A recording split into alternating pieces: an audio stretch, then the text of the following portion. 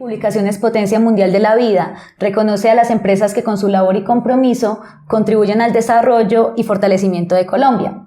¿Qué piensa usted de esta acción? Me parece excelente. Yo creo que aquí hay empresas de todo tipo, en todos los sectores, dignas de reconocimiento, porque crecen y crecen junto a sus trabajadores.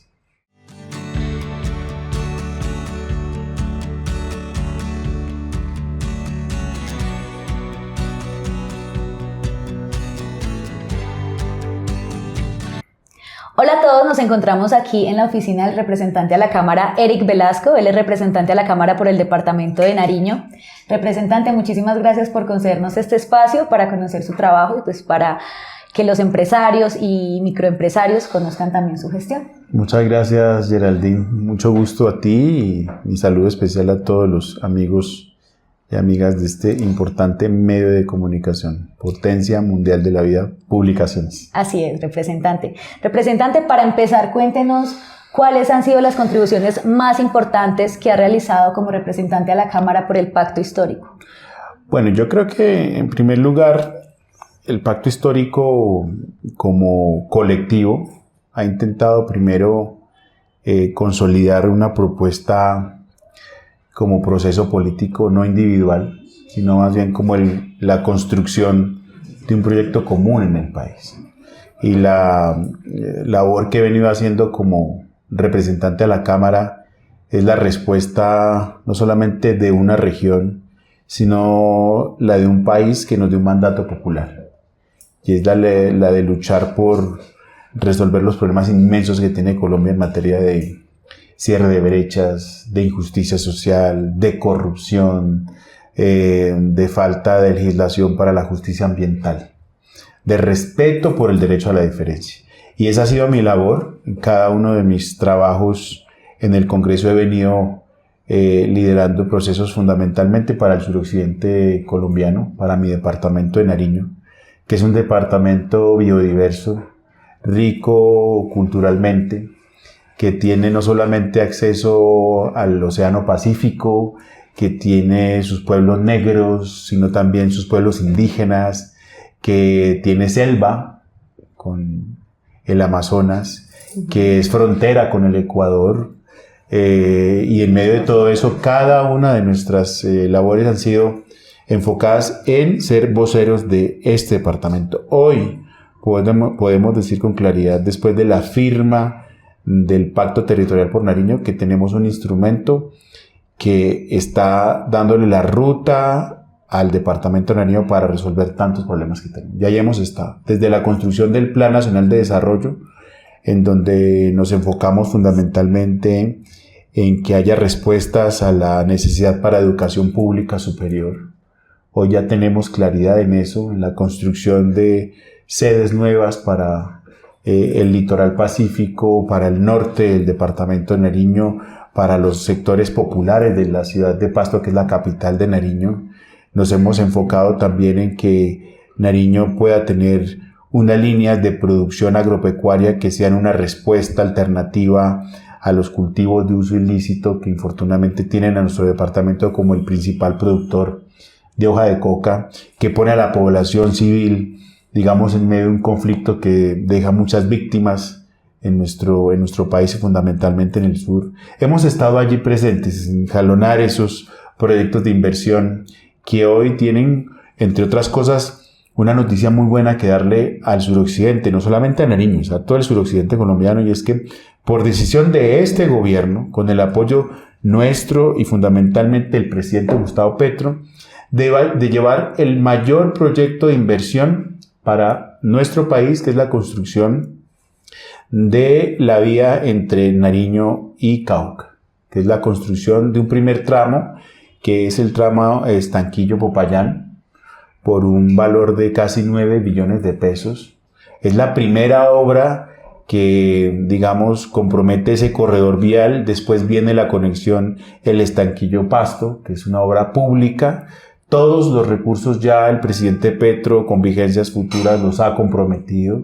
En diciembre de este año se cierra la licitación para la construcción de ese primer tramo, que son más de 100 kilómetros, que generan miles de empleos, pero que acabará también con una de las cosas que siempre hemos reclamado en Nariño, y es que los proyectos de inversión lleguen a nuestro territorio y que eso sirva para que Nariño tenga, digamos, lo que requiere para conectarnos con el resto del continente en nuestro bello suroccidente. Lo otro, hemos llevado proyectos de ley.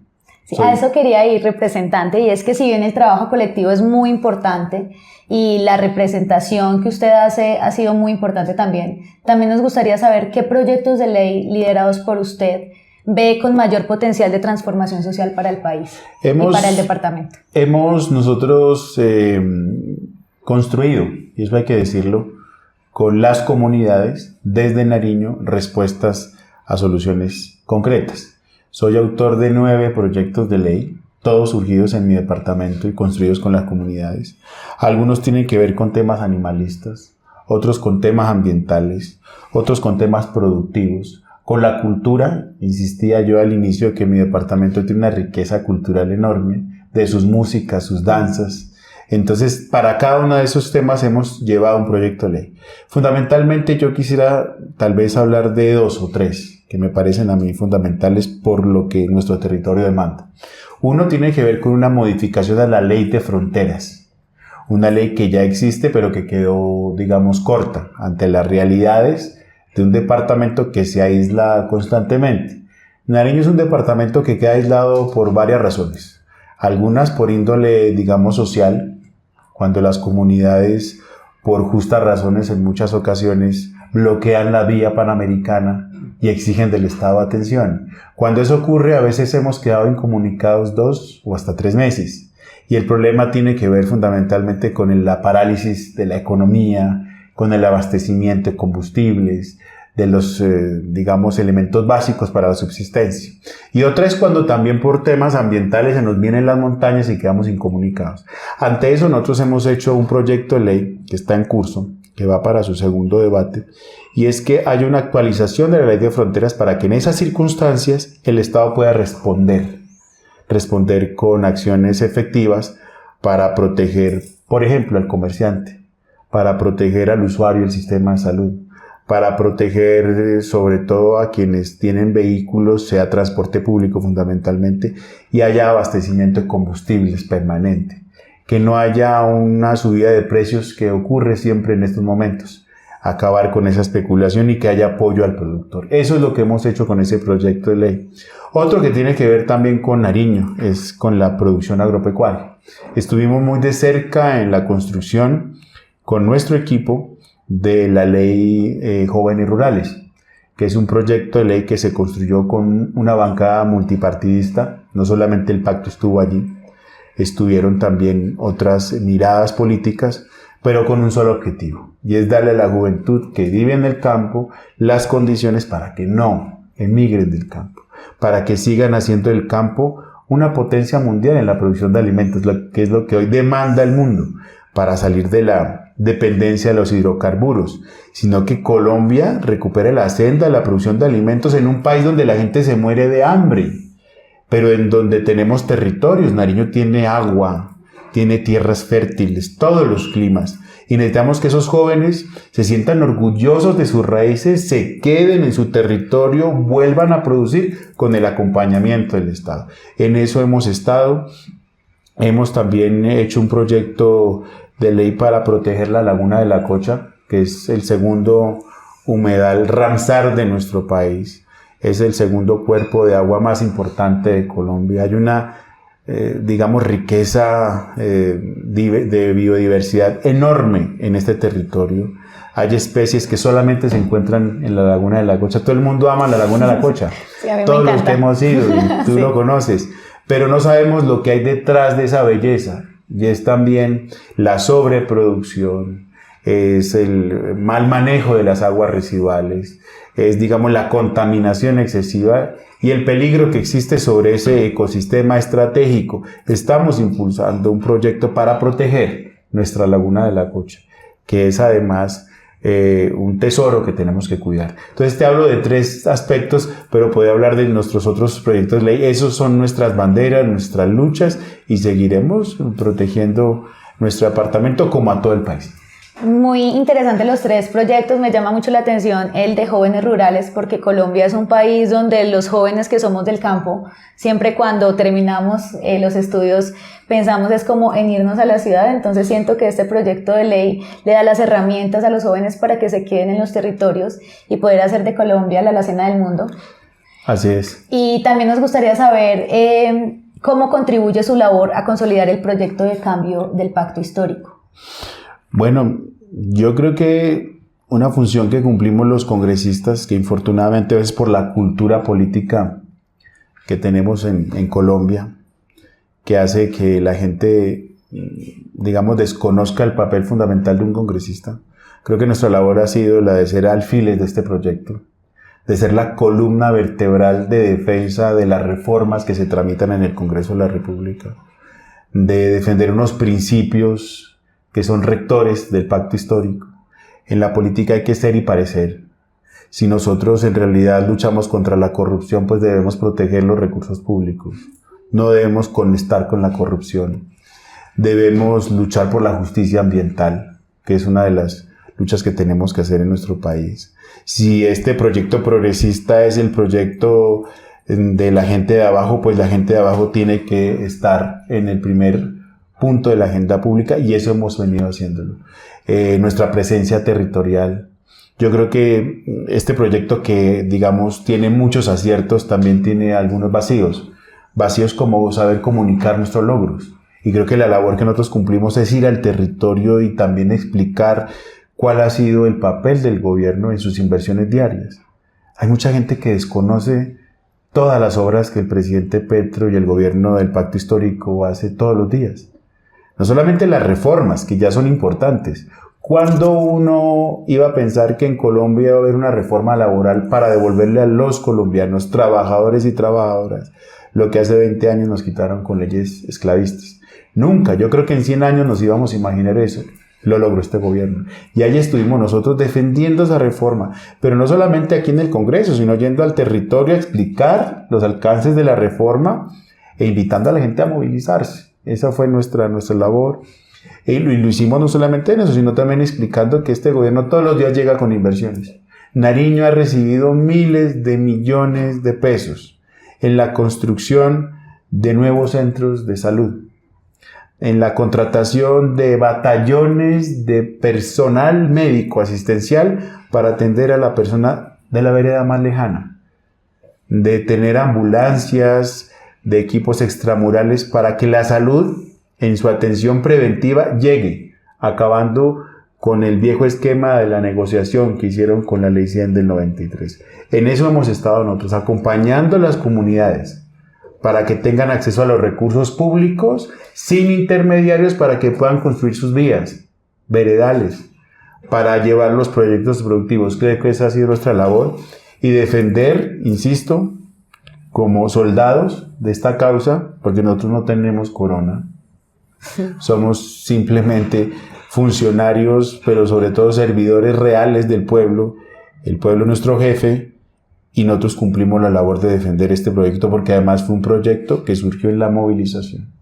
Es un mandato popular el que tuvo el presidente Petro y que tuvimos nosotros para cambiar este país, no para cambiar de chaleco y seguir haciendo lo que venía haciendo los demás, sino para cambiar las lógicas de poder, de que el sol no solamente le salga a unos pocos, que son los que están arriba, sino le salga a la mayoría. Yo concibo siempre a un país con más oportunidades, que crezca económicamente en todos sus sectores, pero que a la paz que haya crecimiento económico, haya distribución de esa riqueza equitativamente. Que pensemos en la gente que hoy aguanta hambre, que pensemos en el anciano que no se ha pensionado a pesar de que toda su vida trabajó, de que pensemos en esa madre comunitaria que tiene 80 años y que ha dedicado su vida a cuidar niños que ni siquiera parió, pero que hoy está en la informalidad para que pueda tener, digamos, mejores condiciones laborales. Esa es nuestra labor y ahí hemos seguido comprometidos en la defensa de este proyecto. Representante, usted ha mencionado la importancia del papel del presidente Gustavo Petro, pero también nos gustaría saber usted cómo visualiza su papel dentro del espacio parlamentario para fortalecer la voz del pacto histórico. Bueno, yo me veo en el proceso de consolidación de este proyecto. Creo que hicimos un buen ejercicio en estos 3 años y más que llevamos de gobierno, pero creo que estamos ya en la fase de consolidarlo. Estamos apenas sembrando la semilla, están saliendo las raíces. Necesitamos hoy consolidar las apuestas. Entre otras cosas, necesitamos que salga una reforma que es bien importante para los colombianos, que está en ciernes, que está en discusión, que necesitamos incluso que la gente comprenda para que salga a movilizarse, y es la reforma a la salud. Hoy necesitamos un instrumento poderoso para acabar con el sistema que tenemos, que no le sirve a los colombianos, ni a la salud de los colombianos. Hoy tenemos un sistema que es un negocio que se montó hace 30 años, que le sirve a las EPS, que intermedian, que se llevan casi el 40% de los recursos con todo lo que montaron ahí y que le niegan sistemáticamente el acceso real a la salud de los colombianos. Necesitamos eso, por ejemplo, para terminar este gobierno. Hoy necesitamos ese proyecto, pero además, insisto, la consolidación de un proyecto que nos lleve en el 2026 a que lo que hemos ganado siga avanzando. Nosotros sabemos que los enormes daños que se le han hecho a Colombia por gobiernos elitistas no se van a resolver apenas en 4 años de un gobierno diferente. Llevamos 100 años de soledad o más, de gobiernos que han sido casi cortados con la misma tijera. Y son gobiernos que han pensado solamente en una cúpula, en cómo repartirse esto en los grandes banquetes, en una mesa, mientras al pueblo colombiano le ha tocado vivir de lo que ha caído como migajas de esa mesa. Necesitamos de verdad equidad, y esto se hace trabajando arduamente para que el proyecto se consolide, y ahí me veo en ese proyecto desde el suroccidente, que es un departamento rebelde además, es un departamento súper cercano a esta corriente progresista en Colombia, que me siento profundamente orgulloso de ser nariñense, que hoy en la consulta incluso el Pacto Histórico logró la mayor participación en la consulta, a pesar de que tuvimos inconvenientes con la registraduría, pero que sigue siendo un departamento olvidado, que sigue siendo un departamento que requiere del Estado presencia, que hoy la tiene con el presidente Petro, que hoy vemos a un presidente incluso que va constantemente a nuestro departamento y especialmente a la costa pacífica, y nos alegra enormemente, porque de eso se trata. Que haya equidad, que haya presencia y que todos vayamos creciendo. Sí, representante, si bien la presencia estatal en los territorios ha sido muy importante para este gobierno, también hemos visto a lo largo del gobierno del Pacto Histórico avances en Colombia gracias a la articulación entre el Estado y la iniciativa privada. ¿Cómo valora usted esta colaboración para el desarrollo del país? El proyecto del cambio, el proyecto del Pacto Histórico que hoy lidera el presidente Petro, jamás se hizo con la intención de acabar con las fuentes de riqueza que tiene nuestro país. Al contrario, el proyecto que hoy nosotros estamos defendiendo es un proyecto incluso no para cambiar el sistema en el que vivimos, sino para mejorarlo. Yo me imagino a nuestro país surgiendo y creciendo así como lo hacen países europeos, donde se siente mal la democracia y se siente mal la equidad, donde hay empresa privada, donde hay industria, donde hay turismo, pero donde la pobreza no se siente como en Colombia. Eso me sueño, y eso es lo que ha pasado con el presidente Petro. A veces lo que pasa es que ciertas voces de manera infundada nos quieren hacer ver como lo que no somos. Nuestro proyecto, y es bueno decir lo que no somos, no es un proyecto para acabar con la iniciativa privada. Nuestro proyecto es un proyecto en el seno del capitalismo, pero para hacerlo más democrático, y se puede hacer, porque así viven otros países, con unos índices de equidad más avanzados, con mayor producción incluso. El problema de Colombia incluso es que no producimos. Si ustedes se ponen a ver cuáles son las fuentes principales de riqueza en nuestro país, hoy vienen mejorando, pero siempre han sido los hidrocarburos, las materias primas. Esas las mandamos al exterior para que nos manden todo eso ya, digamos, transformado, y la riqueza se está quedando allá. Hoy queremos tener nuevamente la producción de la dieta básica, que no estamos produciendo. En Colombia dejamos de producir trigo y cebada, por ejemplo. lo estamos trayendo del extranjero. Dieta básica estamos importando.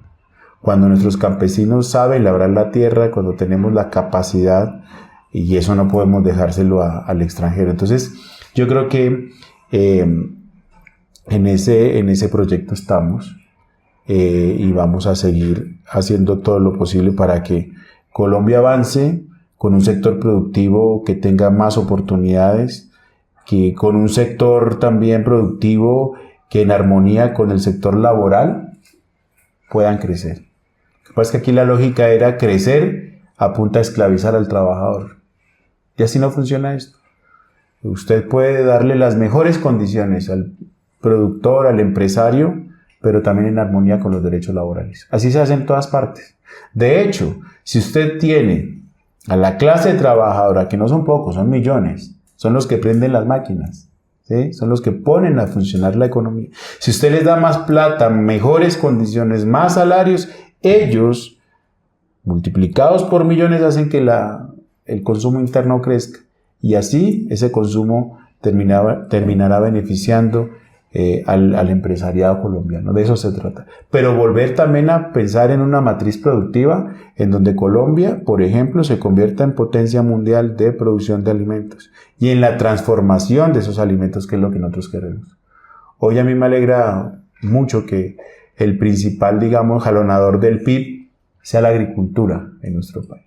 Eso habla muy bien de que en las últimas cifras que revela el DANE sobre desempleo, las manufacturas reflejen el mayor crecimiento. Eso quiere decir que se está haciendo bien el trabajo. Y decirle al empresariado que este proyecto político no es contra los empresarios. Jamás ha sido contra los empresarios. Estamos contra el monopolio, que es diferente. El monopolio que acaba incluso la pequeña y la mediana empresa. Estamos contra los impuestos que martirizan al pequeño y mediana empresa. Eso estamos, digamos, en contra. No queremos monopolios que se lleven esto, digamos, todas las ganancias del país. Y en ese sentido, nuestro proyecto es un proyecto democrático. En el seno del capitalismo, insisto, con un profundo enfoque, digamos, democrático de derechos, que es lo que ha venido haciendo este gobierno. Así es, representante. Precisamente por eso es que Publicaciones Potencia Mundial de la Vida reconoce a las empresas que con su labor y compromiso contribuyen al desarrollo y fortalecimiento de Colombia. ¿Qué piensa usted de esta acción? Me parece excelente. Yo creo que aquí hay empresas de todo tipo, en todos los sectores, dignas de reconocimiento, porque crecen y crecen junto a sus trabajadores. Creo que nosotros debemos hacer un esfuerzo grande en Colombia por pensar en la pequeña y mediana empresa. Las nuevas reformas tributarias tienen que enfocarse en darle esas mejores condiciones a quienes hoy generan el 80% del trabajo en nuestro país. Y ese debe ser un esfuerzo que el gobierno debe hacer. Y eso acompasado, claro, de modificaciones de cosas, por ejemplo, que hoy hacen que nosotros no tengamos toda la capacidad productiva. Y me refiero fundamentalmente, por ejemplo, a la renegociación de tratados de libre comercio firmados ya por nuestro país. Hoy tenemos tratados que no fueron negociaciones de tú a tú, fueron, digamos, acuerdos económicos que le entregaron nuestra riqueza a intereses extranjeros. Qué bueno fuera revisar esos tratados económicos que se firmaron bilateralmente con muchos países, especialmente con Europa y con Estados Unidos, para buscar mejores condiciones. Que en esas condiciones el empresariado colombiano tenga las mejores oportunidades y que pensemos nuevamente en la generación de la riqueza que hoy, digamos, infortunadamente no la produce nuestro país. Me refiero a la industria. Hoy Colombia no tiene un proyecto industrial. Hace unos 40 años dejamos ese proyecto que estaba creciendo tirado. Les decía, incluso en la producción agropecuaria, nosotros hoy, infortunadamente, estamos importando 18 millones de toneladas de alimentos. Un país que tiene tierras, un país que se caracterizó en su momento por lo menos tener su dieta básica solventada, hoy no lo podemos tener. Y de eso se trata. De hecho, las apuestas del presidente de comprar miles de hectáreas en el Caribe colombiano para entregársela al campesino sin tierra es parte de esas reformas que necesitamos. No necesitamos tierras improductivas. No las vamos a expropiar ni las estamos expropiando porque el presidente se las está comprando a quienes hoy especulan con esas tierras. Necesitamos es que esas tierras pasen a manos del campesino sin tierra para que ese campesino produzca el maíz, por ejemplo, que hoy lo traemos del extranjero. Y ese maíz le genere la soberanía alimentaria a las comunidades, pero también sus ingresos. Cosas elementales como esas. Como que mi departamento de Nariño, que hace 30 años producía el 95% del trigo del país, que hoy se importa del Canadá fundamentalmente, Estados Unidos, lo vuelva a producir en una senda, claro, de unos 10 años, porque estos proyectos tienen que pensarse a largo plazo, no puede hacerse de la noche a la mañana, tengan esas condiciones. Y con eso crece el país, pero con equidad, resolviendo los problemas de hambre que tenemos, resolviendo la dependencia de nuestro país, no solamente de los hidrocarburos, sino también de la hoja de coca, que es el refugio que le quedó al campesinado colombiano para subsistir. Porque el plátano, porque la papa, porque la leche en departamentos como ya no dan. Y tuvieron que refugiarse infortunadamente en ese tipo de cultivos que traen otros problemas y otros riesgos, pero que es lo único que vive nuestra población. Y ahí está nuestro proyecto. Entonces, en ese sentido, creo que con lo que tú mencionas, es importante el reconocimiento a esas iniciativas. El presidente Petro lo ha demostrado, aquí no pueden decir lo contrario, es decir, aquí no hay una sola decisión del presidente que haya amenazado a las empresas de nuestro país, no ha habido una sola expropiación, es el cuento que el uribismo tiene todos los días, no ha habido una decisión de ese tipo. De hecho, los hombres más ricos de nuestro país o las personas más ricas de nuestro país en este periodo han crecido sus fortunas de manera exorbitante. Es la prueba de que el presidente no venía aquí con el comunismo o el socialismo, sino al contrario, viene una propuesta de cambio, insisto, de crecimiento económico con equidad, que es diferente, con justicia social, de pensar en quienes nunca han tenido atención del Estado. Y esa sí es una responsabilidad de nosotros. Para eso está el Estado, para corregir las imperfecciones de la economía de mercado. De eso se trata nuestro gobierno y para eso el Estado tiene que invertir en salud como derecho, en educación como derecho, en agua potable como derecho, en servicios públicos como derechos de la ciudadanía, en la protección de nuestros páramos para que privilegiemos el derecho al agua y no que esos páramos terminen al servicio de una multinacional que envenena esa agua y envenena las comunidades. De eso se trata y este proyecto va por este reconocimiento a la iniciativa privada. Claro que sí, representante, este proyecto va y también me gustaría saber qué mensaje le enviaría usted al país sobre el compromiso del pacto histórico.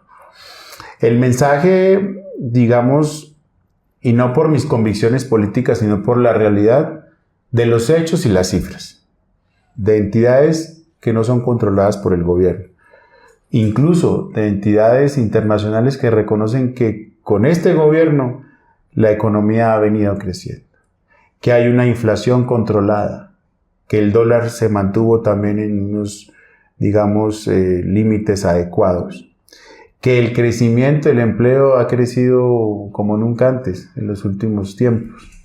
De hecho, la cifra de desempleo más importante en el último siglo se conoció esta semana, 8,1% de desempleo. Más de 710,000 empleos se crearon en este último año, fundamentalmente jalonados por la industria manufacturera. Eso es el gobierno del cambio, un gobierno que está construyendo universidades donde jamás se hubieran construido.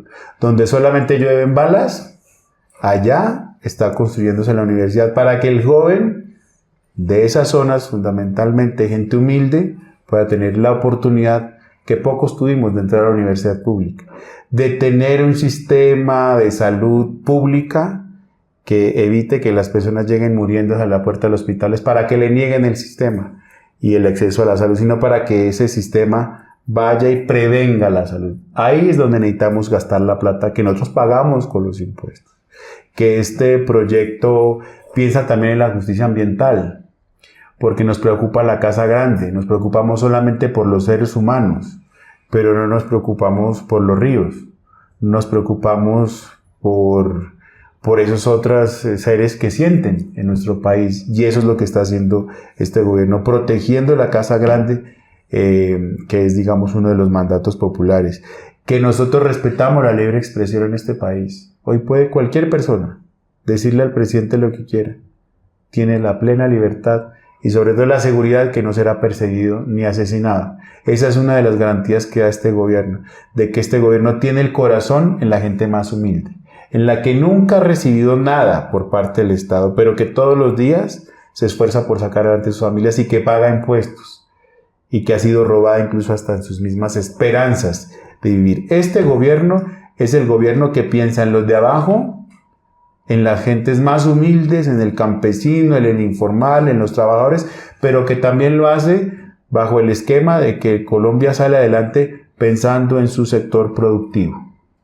Y es volviendo a echar mano de nuestras potencialidades, entre esas las del agro, en la producción de alimentos. Ese es nuestro gobierno, que lo hemos hecho con errores también, porque no somos perfectos, pero que apenas estamos terminando nuestro primer mandato de un ejercicio que queremos que dure más para que se consolide. De reformas que hoy estamos sacando adelante, son más de 85 leyes las que ha aprobado este Congreso de la República. Muchas tienen que ver con la reforma agraria.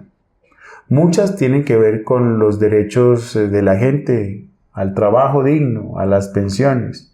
Otras tienen que ver con, muchos temas relacionados al agua potable, a la educación, y necesitamos que esto se consolide para que no sea flor de un día, sino que sean reformas que nos den la posibilidad de pensar en las futuras generaciones. Representante, muchísimas gracias por este espacio que nos ha permitido conocer sobre su trabajo, sobre su gestión. Le deseamos mucho éxito en lo que queda de periodo legislativo y ojalá que repita y siga siendo la voz de los nariñenses aquí en el Congreso de la República. Muchas gracias, Geraldine. Un saludo para todos y todas.